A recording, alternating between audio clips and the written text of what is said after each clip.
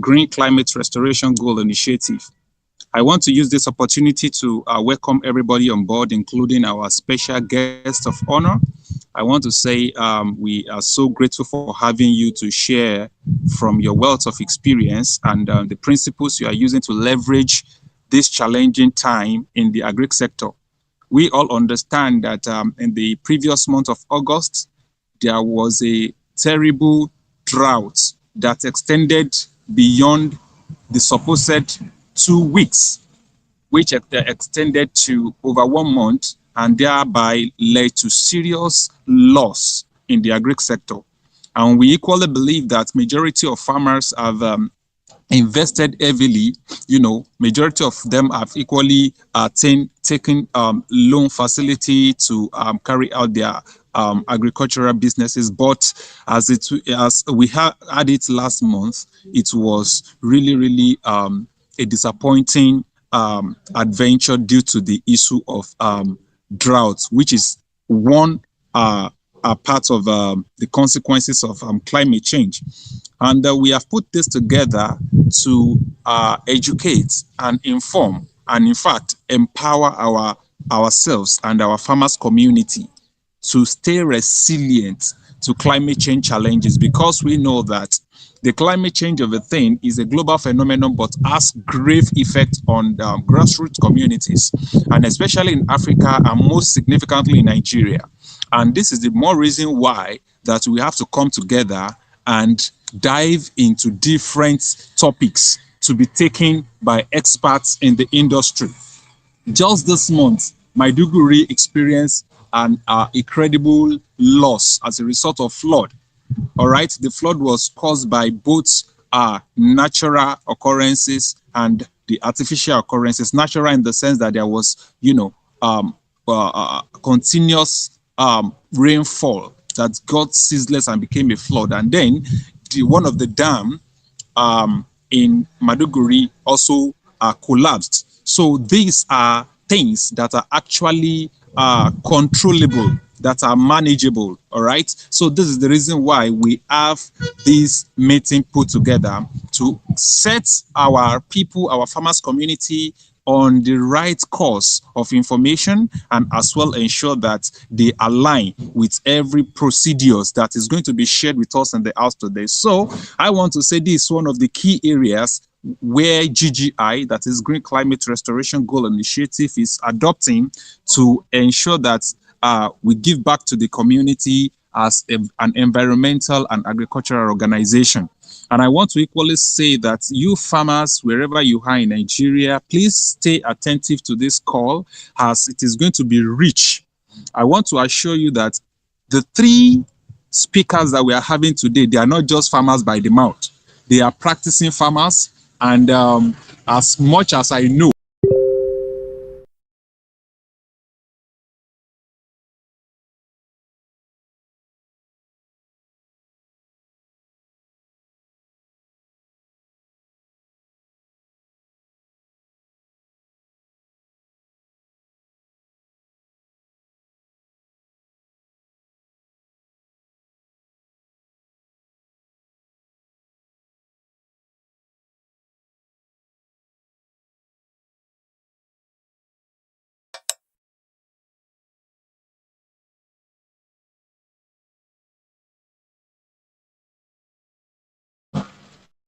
apologies for that break in transmission. So I want to use this medium again to welcome us again to this meeting. And I want to assure us that we are in for the best. Thank you very much. Once again, my name is Tola Kiyemi, the Director for Climate Restoration Goal Initiative, GGI. You are welcome. Over to you, the moderator. All right. Thank you very much, Mr. Kintola, for that message. So I think we can move on to our speakers. Let's have Mr. Hafiz Abdulkarim. Let me just give you a brief intro about Mr. Hafiz. Mr. Hafiz Abdulkarim is an executive director of Karam Global.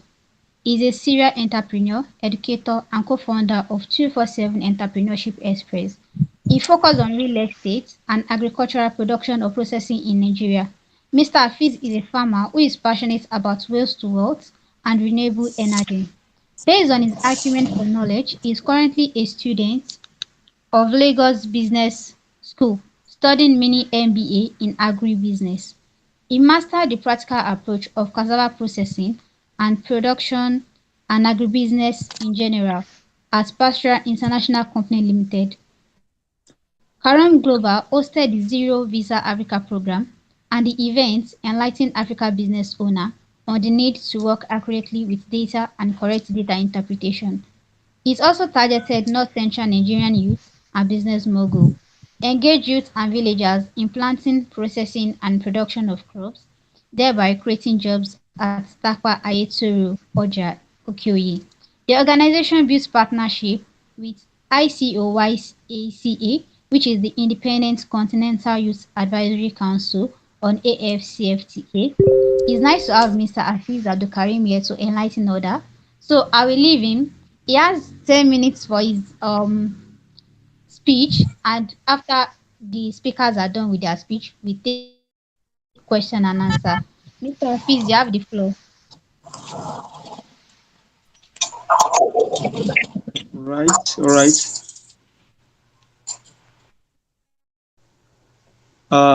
Thank you for having me today. I still remember myself, Hafiz Abdul Karim, the Executive Director of Karam Global. Thank you, the moderator, and Mr. Kintola for giving me the opportunity for being here with you today. Thank you for the honor. So today, I would like to say good afternoon, everyone who are here. So today, we'll be discussing, since we are having 10 minutes, it has to be very fast a little bit. So today we'll be discussing about the governance structures for safe agricultural practices and investments. So good afternoon once again. So we'll be pushing more efforts on the critical issue in our agricultural practice and agricultural sector, like the governance structures necessary for safe agricultural practices and investments. So the backbone of our food security and rural economy faces significant challenges, from security threats to controversies surrounding modern farming techniques. So we will explore more on how our local government area system can be strengthened to address these issues effectively. Now, we're going to be having the local governments, not at the local government system and the farm security that we have. So for we all know that in Nigeria we have 774 local governments, which we can't downplay. And as of recent, I believe the federal government is giving an autonomy to local governments, which will give a kind of strength to our local government area system in Nigeria. So the system has played a crucial role in ensuring the security of lives and properties in farming community. However, these results have highlighted severe shortcomings in this system. So now, what are now the primary responsibilities of local government area in our agricultural security? Now, we need to coordinate with the law enforcement agency, which is our security agencies. Then we also need to have a kind of mediate a conflict between us and other land users. So we need to implement more policies to protect our farmlands and produce, which is in terms of our crop production. Then if you look at the case, some of the case of insecurity that used to happen, whereby in terms of S-men, there was a time we farmed in 2021, whereby we farmed like 5 acres of land that time on our production parts, whereby half of the farm was brutalized by the S-men. So it's part of the insecurity that has been happening in the country. So what are these consequences of this insecurity? It decreases our food production, and it also makes sure that it reduces the level of people to coming into agriculture to vex. Because by the time you hear what is going on up and down in terms of the security part, whereby they keep people in the farm today, they ambush them and all that. So it gives people to reluctance. And in terms of production, we have to talk about the drug challenges again. This give a kind of lesson the investor to put more capital into agriculture. And it's also a threat to rural livelihoods and national food security. So those challenges, what are those challenges in this current system? We have several systemic issues contribute to the current state of insecurity in our agriculture sector, where you have encroachment issues, lack of all these land use policies and enforcement, in the inadequate demarcation of the grazing areas of our farmlands, then insufficient communication between the different land user groups, whereby either you have to lease the land or you buy the land you want to farm on. So then the conflict resolution weakness. What are those weaknesses? Over relies on informal community-based solution. We have to have there is this lack of legal backing for resolution reached in these local government area, and also insufficient follow-up of enforcement of agreements in this aspect. Now, what are those security framework for these inadequacies? It's because we have limited resources for rural policing, and there are so much poor coordination, poor communication between the community leaders and also the security agencies. Then we also lack the lack of specialized units to handle agro-related crimes. So what are now the proposed improvements we can put on all these challenges that we're facing? To address these challenges, we need a kind of motivated approach, a kind of major approach that we can put in place. One, we need to strengthen our local government structures in the sense that they have to empower the local government area with resources and training for all these conflict resolution not to transpire anymore.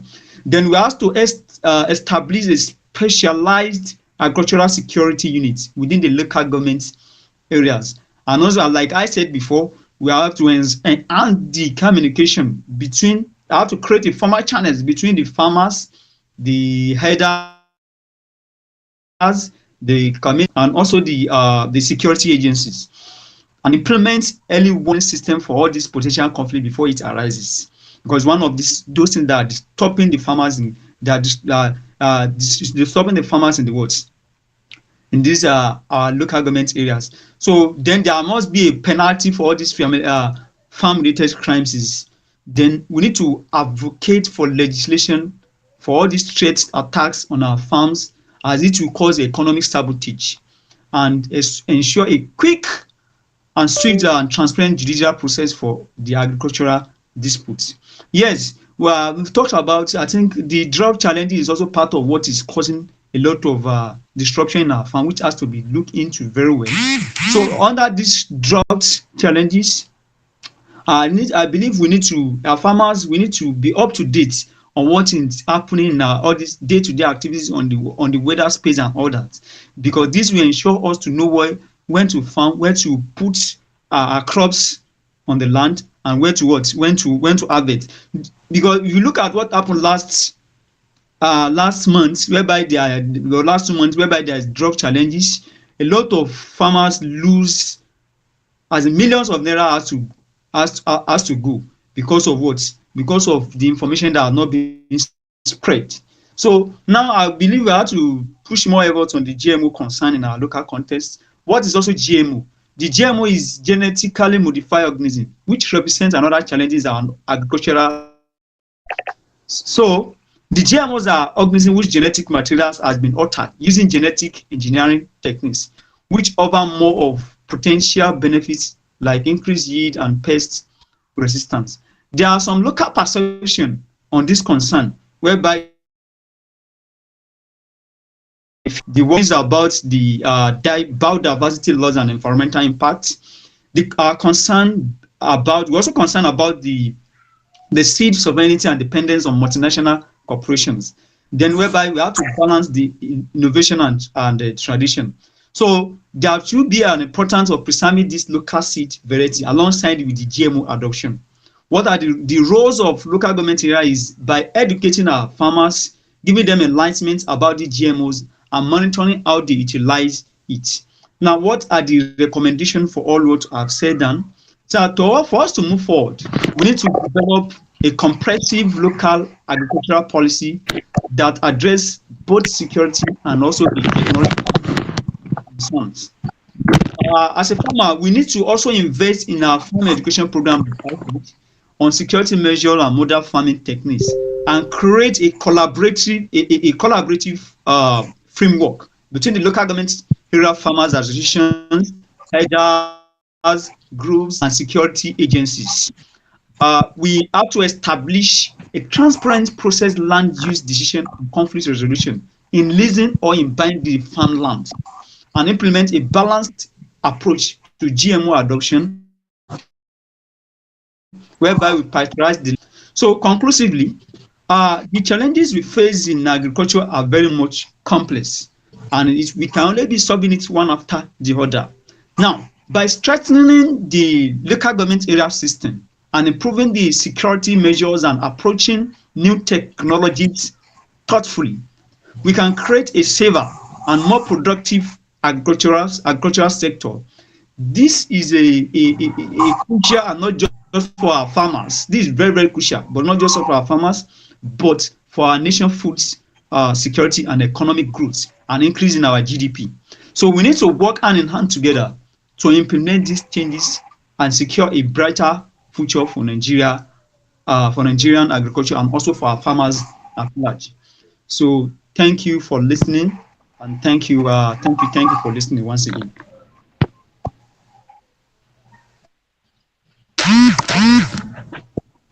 The moderator, I believe you can move on from there. All right, thank you very much, Mr. Hafiz. The session has been wonderful. You took us through the local governments, their responsibility, their roles, the consequence, and it has been a wonderful session. So I would like to move on to the next speaker. Since we have learned the role of the local government, let's talk about why we are here, Gongo. That's agriculture. So the next speaker is Mr. Usman Taiwo Azan. Let me give you a brief intro about Mr. Usman Azan. Mr. Usman Taiwo is a dynamic individual with a diverse range of interests and accomplishments. He's a serial entrepreneur, farmer, impact maker, and project manager with a strong entrepreneurial spirit. He hails from Asa local government in Kwara State. He is a results-oriented professional with dedicated years of experience in entrepreneurship, agribusiness, investment, and business consultation. He is the CEO of Big Bro Multibiz Nigeria Limited, an agro and innovation-based company, and the president of Big Bro Youth Development Initiative. Mr. Taiwo Azan is a resourceful youth who makes use of what surrounds him effectively, and he will be taking us on agriculture as a tool to youth economic empowerment and national growth. Mr. Usman, you have the floor.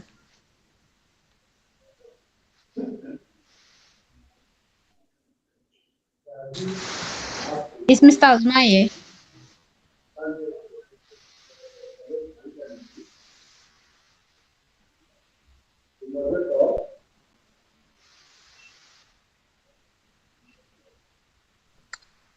I think there is an issue with his network. It's actually here, but we cannot hear him very well. Mr. Usman, can you please check your audio? It's like we cannot hear you.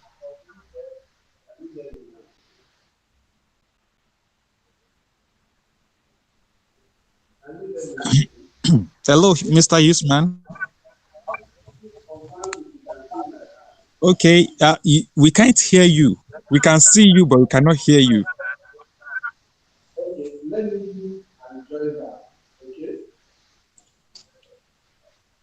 Okay, can any other person hear Mr. Usman? No, But we can't hear you. Can't hear Okay. you.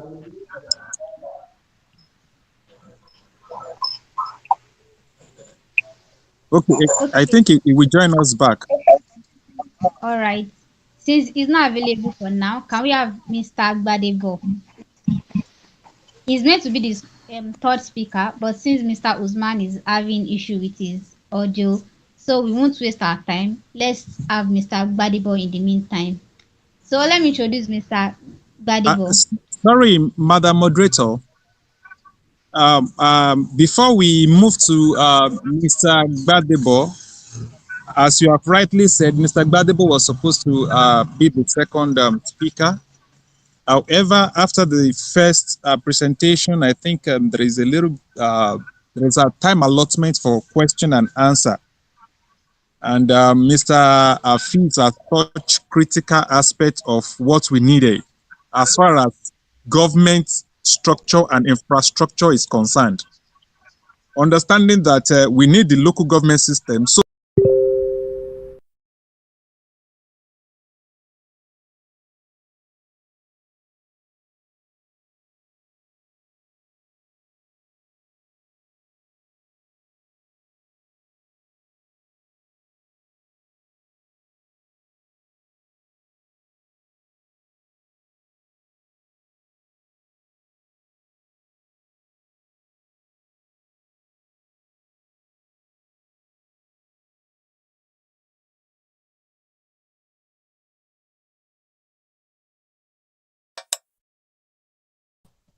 So he has touched critical aspects of the local government or autonomy that the federal government has actually signed.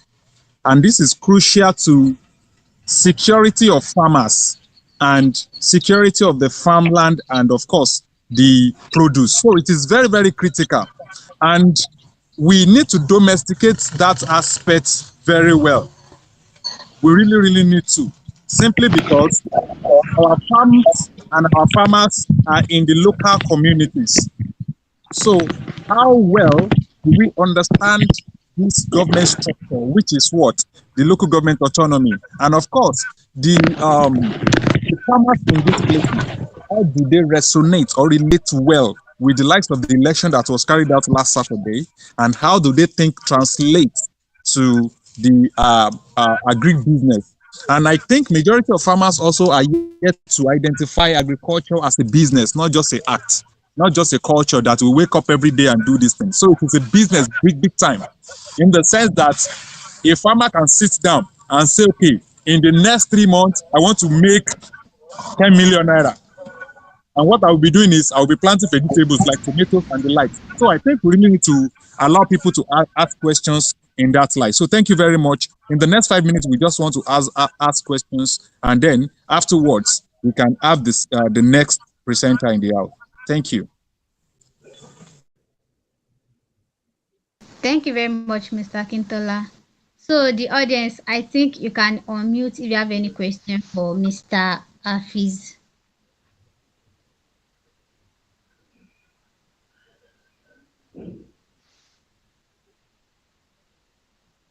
The audience, do you have any question for Mr. Afeez? Okay, I have a question as a person. All right, you can go on. All right, thank you very much, moderator. Thank you for the presentation, Mr. Afeez.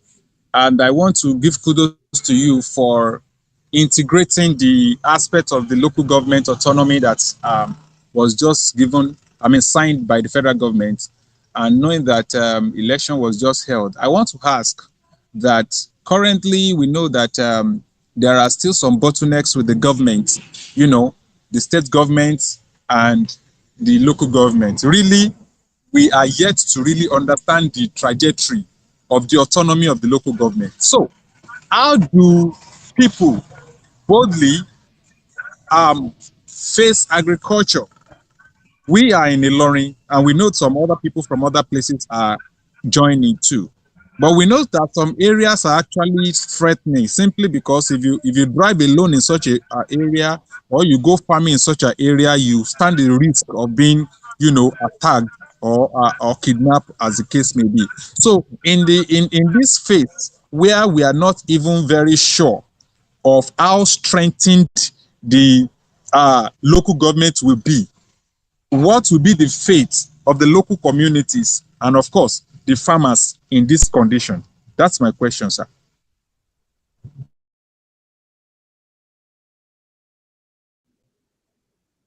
So please kindly repeat the last part, please, sir.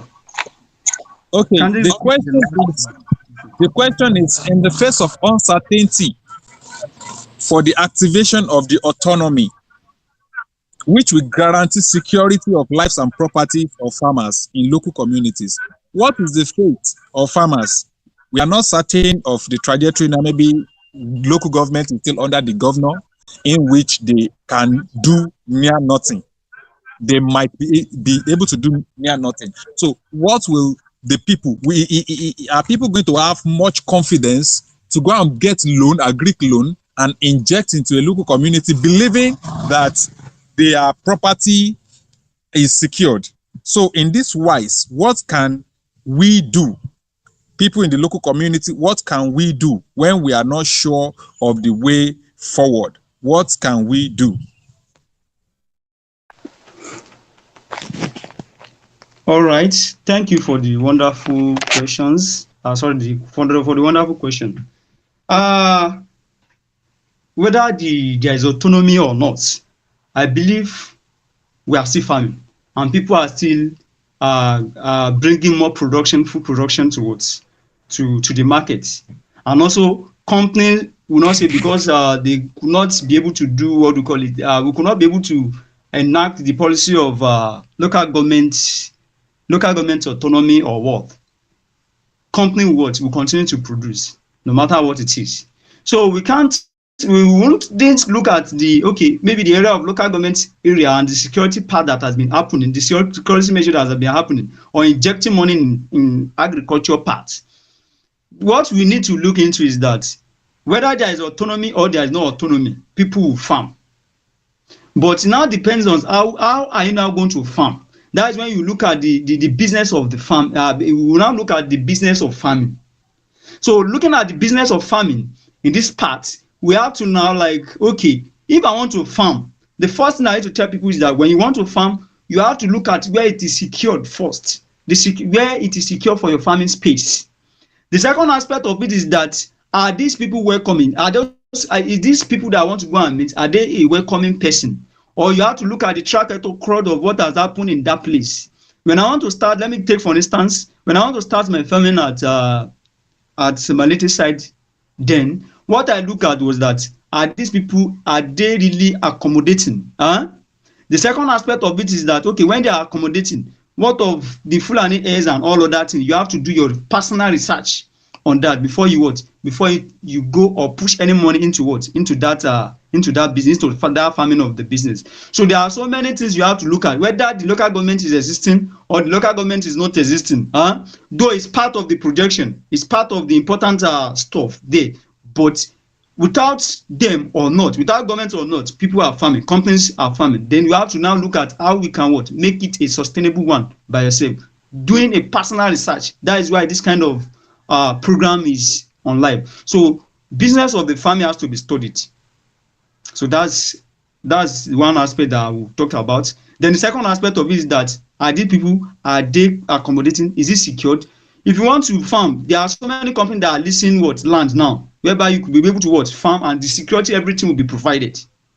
The land is there. All you just do is that you go there, you lease the land, and after the security that will secure everything. I can even tell you that 90% of what you farm will be secured. But not that, it's just that it has not been widely expanded. That is why people have not known about all this. So and that's why the kind of this program is on, for people to be enlightened on what is going on. I believe I've answered you. Thank you so much on that. All right, thank you very much. That was clear and sound. Thank you so much. Over to you, the moderator.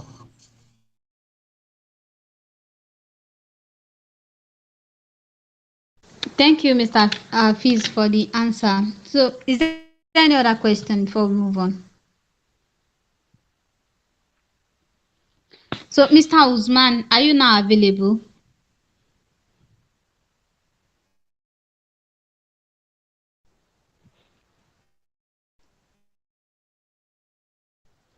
I don't think Mr. Let's have the third speaker. Let me introduce Mr. Agbadebo.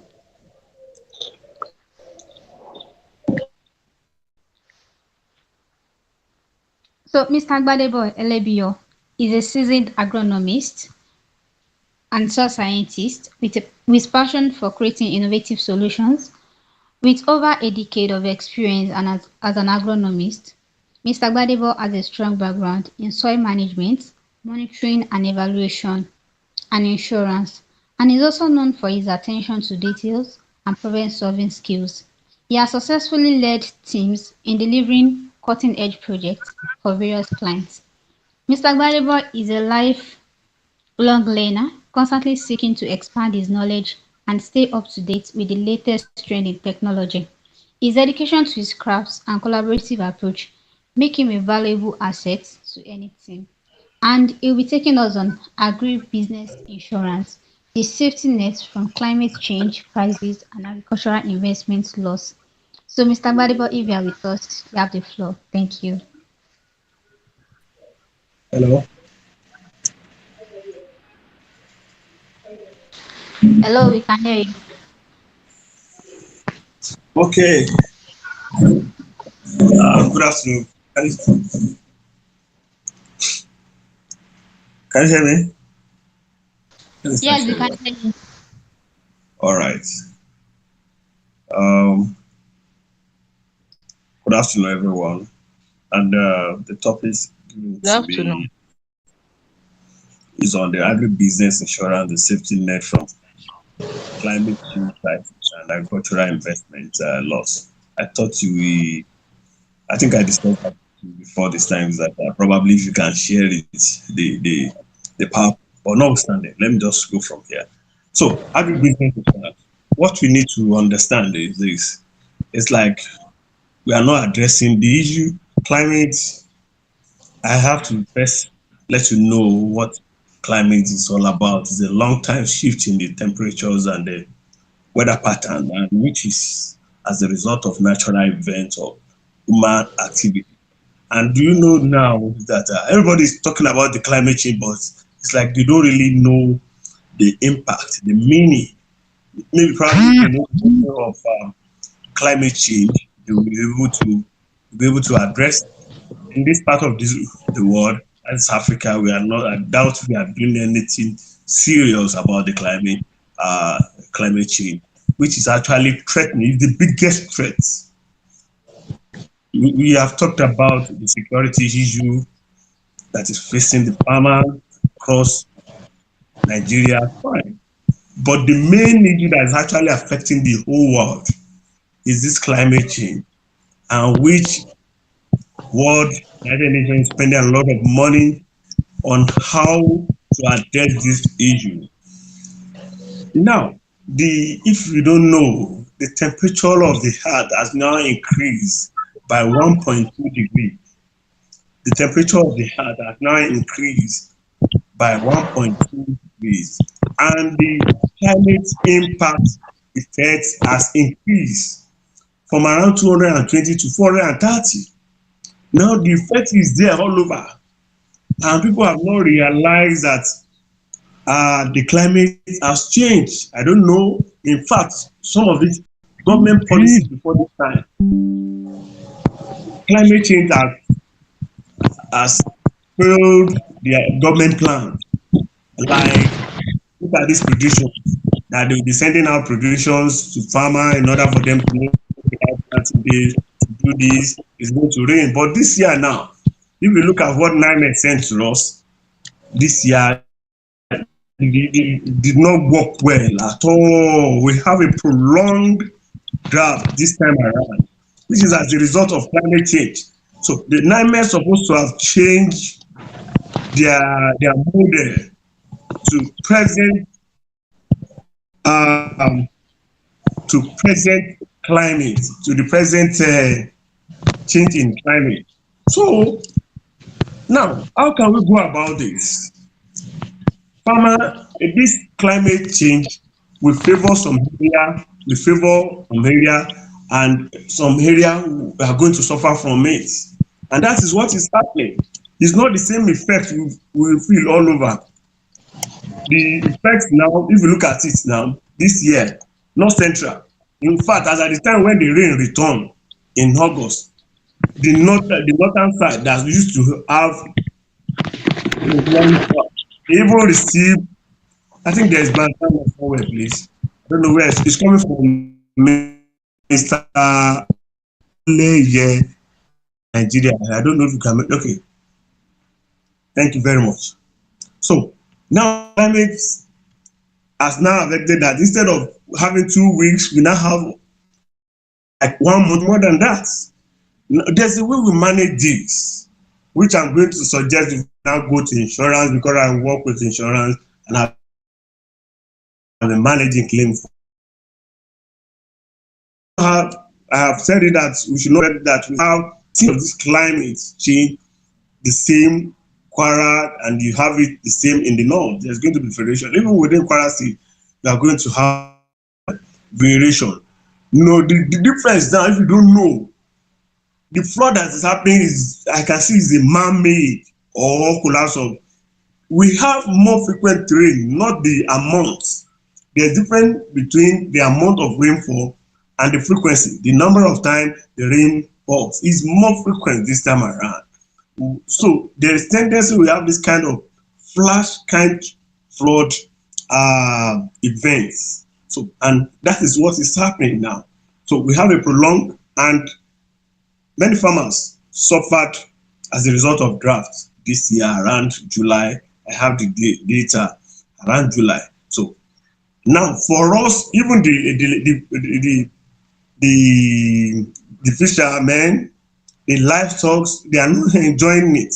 So at this point, farmers should now realize that this is the position we have and where they need to now, someone need to now change their activity. Sincerely, if I will encourage a maize farmer now, I will not advise you to plant very early. I will advise you to do this dry season kind of planting for maize around August. Immediately rain sets again, that's when you plant. You look for any variety.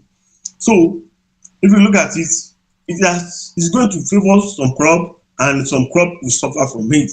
So, and it has changed our cropping pattern, but it's still the old one. To me, it's still the old one we are using. It's still the old one we are using. So that is the reason we need to take care of our climate. We need to understand climate. Now, I want to tell you about the carbon dioxide. This what is causing effect. About 10 years ago, the impact was just around 21.63 part per million. So about 20 years later, about 33.2 was added. Now this present year now, we have additional of 38.96. So part per million is now around 420, which is having a great effect everywhere, not only in Nigeria, everywhere, which they are managing in other countries, but Nigeria is not doing that. In fact, they now have what we call carbon credit, which I don't know how it's going to work in Nigeria. Who want to give the farmer money in order to do this carbon credit? I doubt if that is what is going to work. I could have been very happy if we have the slide with you, but maybe. So the regional mistakes, I've already explained this. I don't need to go into it. On my system here, I could have loved to show you the pattern as which the rainfall, the temperature has changed for you to actually understand that the activities you knew about 5 years ago has actually changed. Even not 5 years ago, long time ago, that you should now understand that you need to adapt to the present situation. If you are not adapting with the present solution and you still want to take activities, I don't know how you really want to make your farm an investment. It's like you are taking farming as an hobby, because if you are taking farming as an hobby, you will not be serious. If you are really taking it as an investment, it's going to be a situation where you take care of it, you check your whether you are going to be realistic with yourself. You will know that things have actually changed. If you are saying, I'm a professor of 30 years, I want to know what your professor is, because things have actually changed. Okay. Now, let me go. I've talked about the presentations. Now to the insurance where I work, the climate change and the insurance industry. What next? So that look at what happened in Lagos State. the kind of flood they experienced this year was so serious that insurance paying on motor claims. So look at that. Look at the drop. If you have insurance, I doubt if farmers that have insurance this period, for those that have drop effect, usually smile to the insurance company, oh, this thing has happened to me, come and pay claim. Insurance will be glad to do that. So that is what insurance is now doing. We have understood that climate is now telling on everything. The house, there's nothing. So far than anything at all, you are still going to be under the effects of this climate. Now, how can you now address it? We have now understood the insurance is the safe net for you. Now we have understood that this climate, this is the impact. It's affecting our fish. It's affecting our livestock. It's even affecting our house. It's affecting our health. Consequence of the flood that occurred in Borno, let me tell you the consequence. There's going to be a lot of snake bites after flood. There's going to be a lot of disease after flood. If you remember, many the buried ones were washed away. It's after when the post flood, that's when it now starts retrieving. So a lot of things going to happen after flood, and the damage is also there. Sorry, Mr. Gbadebo. Sorry, I want to confirm if the slide is up now. Can you see my screen? No. I'm not seeing it. Okay, just checking a bit.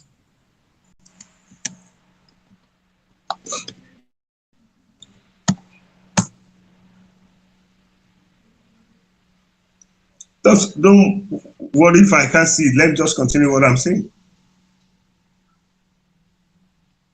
So now, the farmers, when I look at the number of hectares using satellite images, it's about 68,000. So look at everything there.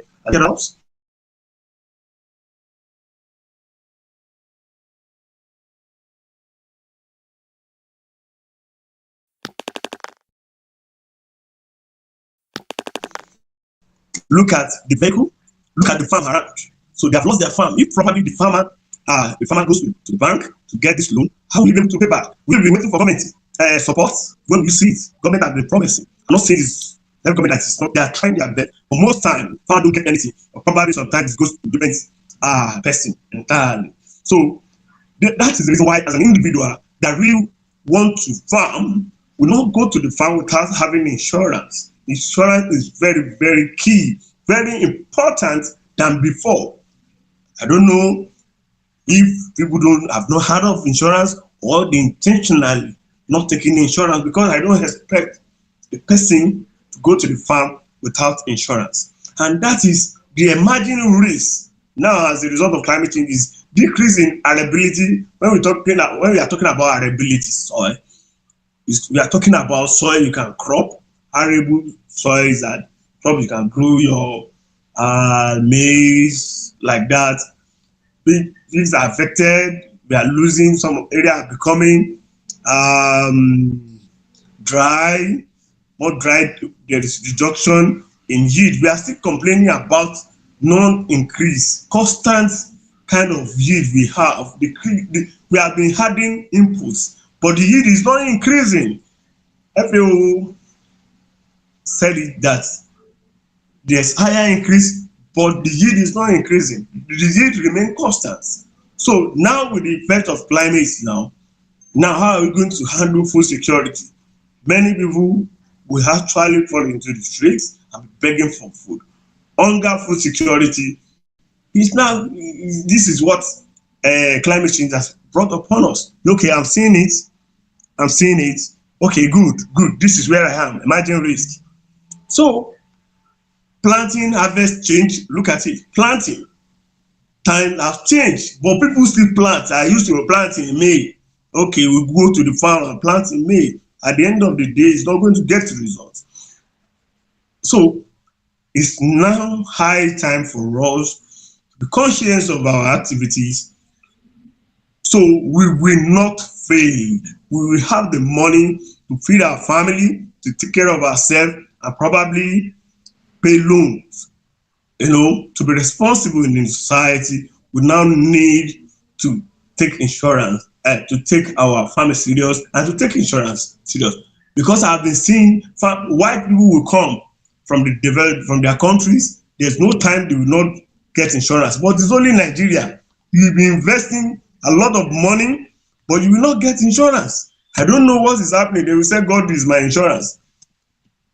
Do you expect God to be checking, to be monitoring your farm?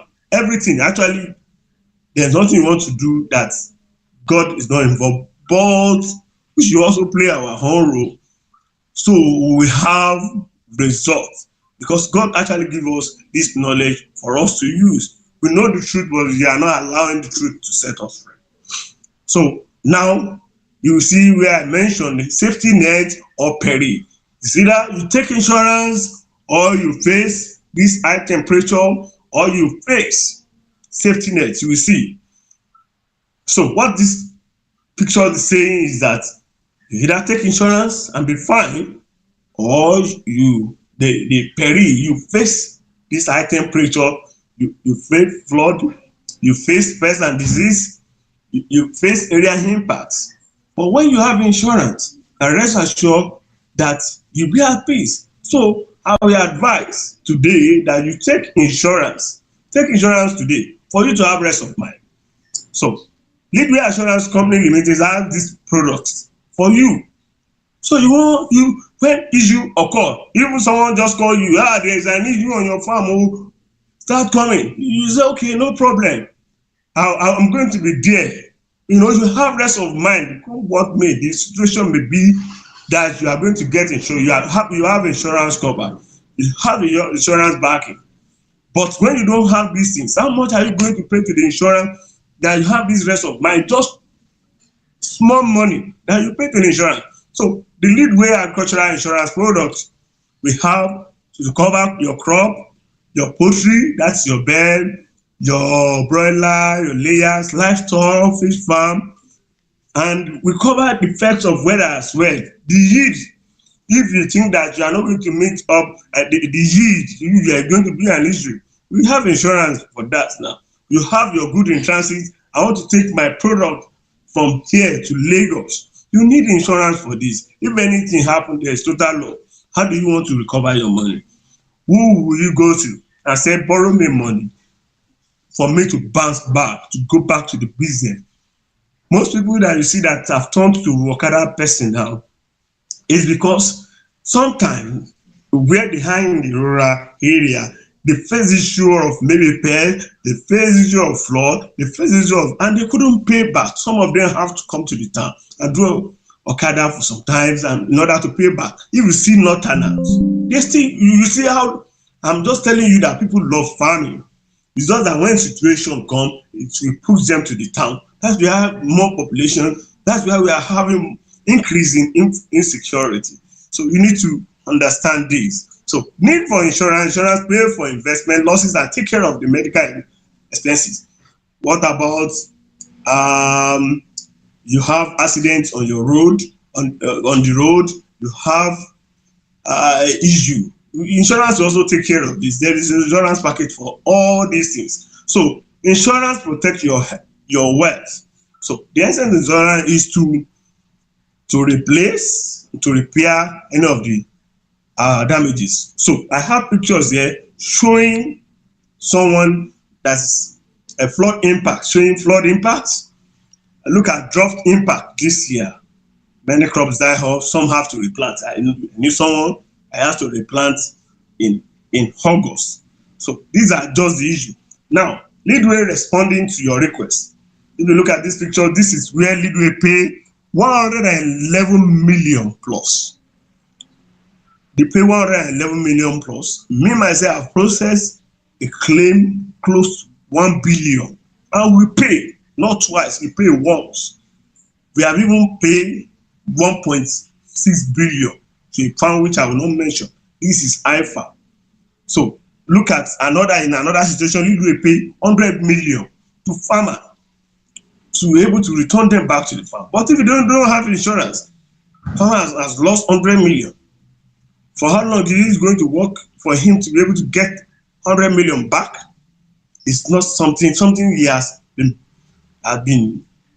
building for a very long time, and suddenly something happened and he couldn't do anything and just return you back to zero level. So this is a situation that I don't see it as it's something that is avoidable, something you can avoid. But it's like we ourselves want to take risk. So that is why I would say that there's no matter in any kind of business you may want to go into, you need insurance. Insurance is very, very important for you. Even your car, your house, even your phone. You now have up to the level of having insurance for your phone. You have phone of 300,000 that you know that if this thing drops, then you may have issue. So why can't you get insurance for this? And we have it all over. The banks are also into insurance.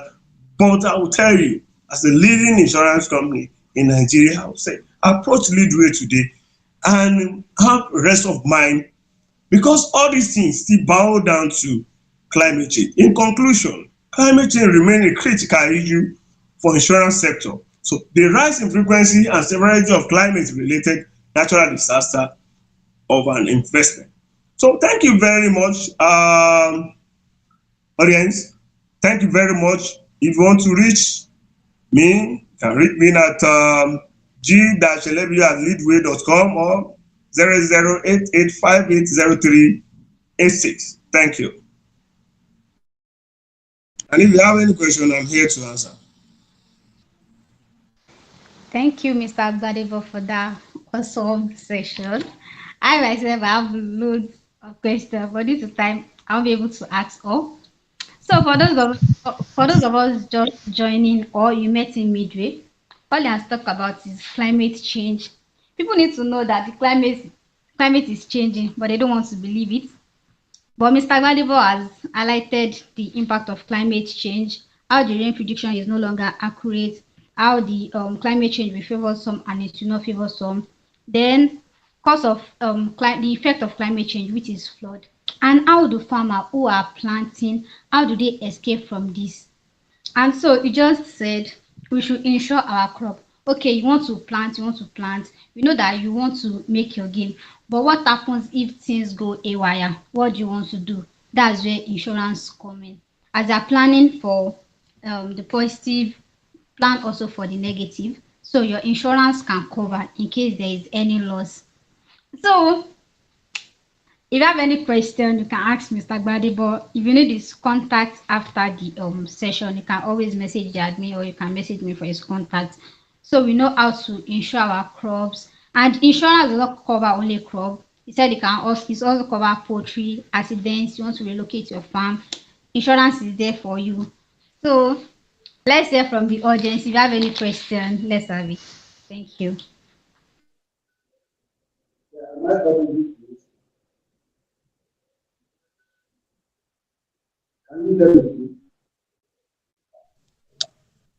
Hello, everyone. Thank you, Mr. Gbadebo, for that very insightful presentation. We have some questions, and it goes thus. As investment specialist, security specialist, or let me say insurance specialist, and especially working with the leading insurance company in Nigeria, I want to ask that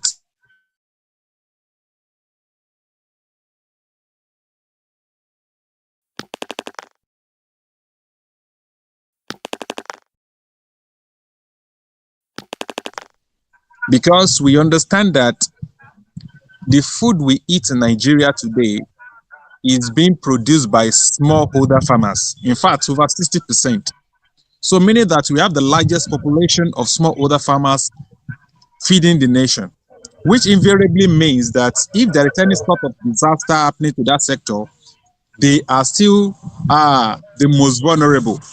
So the question here is, are the products for insurance just for big men farmers alone, those that have enough funding or financial capacity to patronize your product or your company, as the case may be. So we really want to know, do you have your service or your product designed for smallholder farmers? Say, for instance, somebody managing a farm of 10 plots, 1 acre, 2 acre, 3 hectares, just like that. So do you have a designed service or product for farmers in that category? Thank you. Yes, we do. Um, our insurance package is not meant for the large scale farmer, the small scale, the medium scale, and the large scale farmer.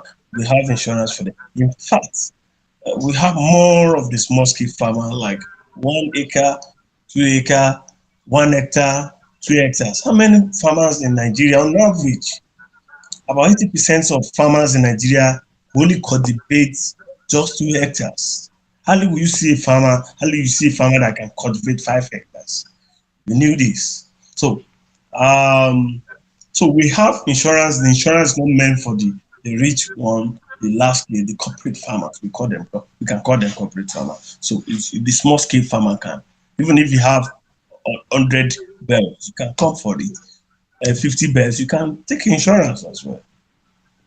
Even if you want to insure your dog, the foreign dog, you can insure it. It's expensive. Something that you see you cannot be able to replace immediately. Why can't you just take insurance? So I think I've answered that. All right. Thank you very much for that response. And with the increased enlightenment that I have about agribusiness insurance now, I can communicate with our farmers community, and we can actually access this product together, because we know that climate change effect is something that really nobody as a singular person can avert. But through insurance, it is very obvious that we can